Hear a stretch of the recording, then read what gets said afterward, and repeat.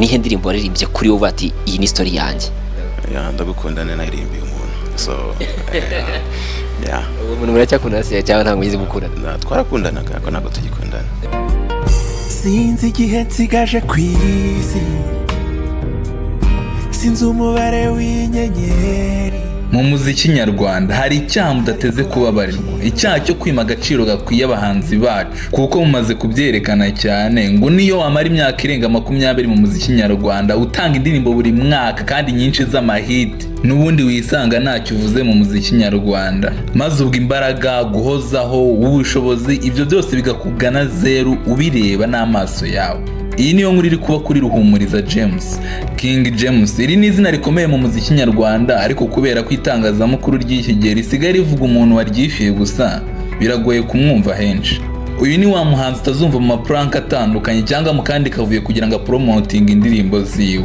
Abatuje kuko ubwiza bw'indirimbo ziwe zirisunika cyane zikagera na kure, ndetse abana b'uyu munsi bakeka ko umuhanzi ukomeye agomba kuba afite imibare y'abamukurikirana myinshi ku rubuga rwa YouTube, Audiomack cyangwa se Spotify. Ariko mu by'ukuri aba ni abahanzi bakoze mbere y'uko ibyo ngibyo biboneka ndetse kandi bitangira gukoreshwa.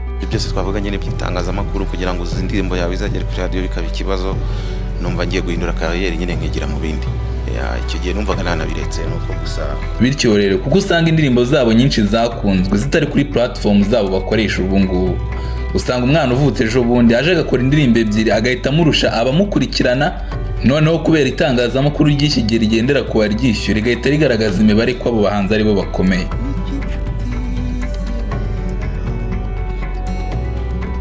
Urugero nka King James, indirimbo yiwe afite yitwa Biranding imaze imyaka 13, imaze kurebwa n'abarenga miliyoni 4, ariko ntabwo iri kuri platform yiwe. Indirimbo yitwa Narashize, Buhoro buhoro, Nzakubona ryari, Biracyaza, Ndagutegereje, izo zose ni indirimbo zakunzwe n'abanyarwanda ndetse zinarebwa cyane, ariko ntabwo ziri kuri platform zabo. Ibyo bigatuma platform zabo zidindira, abana b'ubu bakabarusha.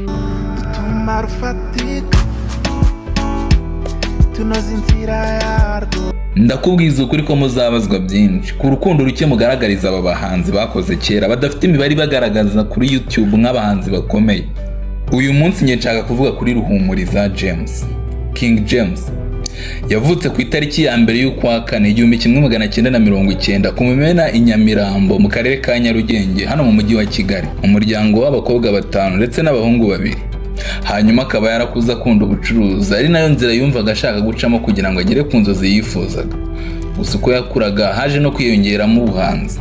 Indirimbo ye ya mbere yayisohoye mu 2006, Ni wowe nkunda niko yari yarayise, ariko ntiyamenyekanye aho yari masoza umwaka wa 2 wa segonderi. Umutwaye 30,000 kugira ngo bayimukorere. Yari yizeye byinshi muri iyi ndirimbo, gusa kutamenyekana kwayo byamuciye intege, ndetse n'ibyo yari yizeye mu muziki bisa nkaho bimutengushye. Nakoze ya mbere muri studio nyine icyo gihe na Kelly yitwaga Ni wowe nkunda. Nta mateka yari ifite, nanditse gutyo gusa nko gushaka kuyandikira indirimbo. Icyo gihe nigaga muri deuxième secondaire. Gusa nanone akaba avuga ko wamugariye mu muziki ari Dani Nanone, aho yashakaga ko amuririmbira chorus mu ndirimbo yiwe yari agiye gusohora. Iyo ndirimbo ikaba yaritwaga Akamunani. Nyuma y'iyi ndirimbo yatangiye kubona ubutumwa bumubwira ko ibintu ashobora kuba bishoboye kandi yabikomeza akazavamo umuntu ukomeye, maze nawe ahera ko ashiramo imbaraga. Izo mbaraga ntizapfuye ubusa, kuko mu 2009 yasohoye indirimbo yitwa Intinya, akaba avuga ko ari indirimbo ya mbere yabonye ubutumwa bumwemeza yuko ibintu byose bishoboka, kandi atangira gukora n'ibitaramo akurikizaho Naratomboye, ndetse guhera ubwo ngo ibiraka bitangira kwisukiranya. Umenye ariyo, ariko nk'Intinya wenda tuvuge koko niyo navuga niyo ndirimbo nakoze ya mbere abantu bakamenya, bakatangira kumenya umuntu ninde aririmba indirimbo zimeze gute. Kandi nkanayibuka ko hari n'igihe twabaga turi muri bus tugiye ku ishuri ikajyamo kuri radio ikajyamo ndi muri bus abantu batanabizi. Wumvaga bimeze ute rero sasa icyo gihe wumvise nk'indirimbo kuri radio? Nawe urabyumva. Naga numva ari byiza cyane, ariko noneho nkanabikunda kuko abantu babaga batanze. Ahubwo nkaba n'abantu nko muri bus gutyo ikajyamo, nkabona n'abantu barimo barayiririmba ariko batazi ko ari ngewe. Abanyeshuri nyine ko twagendaga mu mabisi tuvuye mu Rugunga bagiye kumenya nyuma gatoya ko narabihishaga, ntago nemeraga, ntago nakunda kuvuga ko ndi umuhanzi. nubwo izi ndirimbo ziwe zasohokeye kimwe n'igipimo ya Meddy ndetse na Uzaza ryari ya The Ben. Izi ndirimbo ziwe zishakiye inzira kugeza abanyarwanda bazimenye barazikunda ndetse bitangira gutuma ajya mu bitaramo byinshi. Iki gihe ni muri ya myaka n'ubundi The Ben na Meddy bajyaga muri Amerika maze bamusigira urubuga wenyine atangira kwereka abakunzi biwe ko ariwe mustar u Rwanda rwari rusigaranye muri icyo gihe. Maze za Salax Award arakusanya. Mu bihumbi 2012 Primus Guma Guma yari iri kuba ku nshuro yayo ya kabiri maze ahita atwara n'iri rushanwa ku nshuro yaryo ya kabiri. We yari ahigitse nyakwigendera Jay Polly. Kandi ubwo nawe utari woroshye muri icyo gihe kuko yararyanaga cyane. Nta tabi, nta nzoga, Ruhumuriza James afatanya ubuhanzi n'ubucuruzi. None ndakubaza kuko ibi bintu byose byakozwe mu gihe internet n'amasocial media atakoreshwaga cyane. Ibyo bikuyeho ko ari abami b'umuziki nyarwanda. None se mu ndirimbo nka abo bose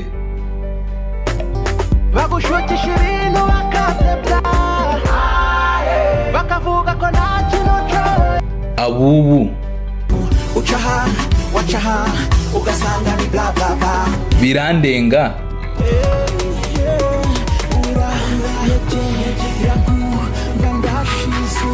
ganyobwe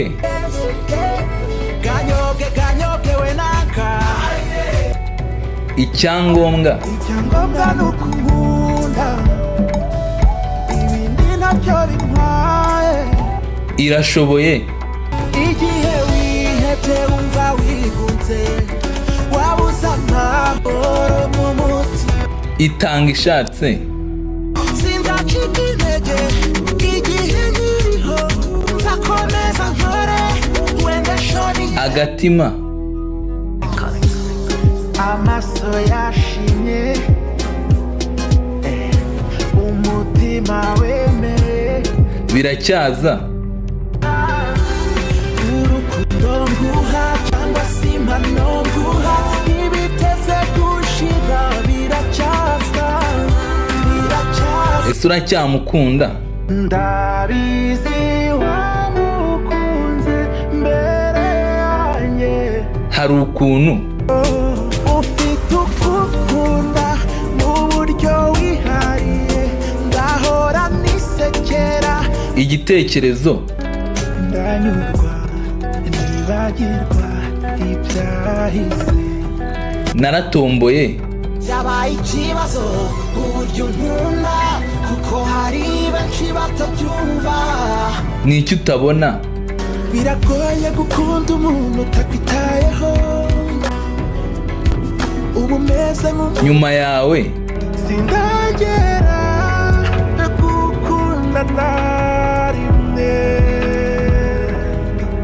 umutima nzakubona ryari nzakubona ryari nzakubona ryari nzakuri yaciye ibintu oya ntiyatonora ibitoki n'amakaka mujya mu ntoki ze buhoro buhoro hagamba n'ujya ukundana abasore warabananiye naramukundaga hari igihe kimwe ubwo naje gukunda umukobwa ndumva mfite amashyushyu yo kukubona kuko urukura utarivuze iby'ejo bibarabewe icyaka we icyakasha ndayireba ipfundikiye kandi burya ugira neza wigendere ibyiza buri gihe bihora ari byiza ntajya bijya biba bibi. weho wamukundiye mu yihe ndirimbo niba koko uha agaciro aba legend bashize mu muziki nyarwanda ku ya mbere y'ukwa munani 2026 tugomba twese kuba turi muri BK Arena.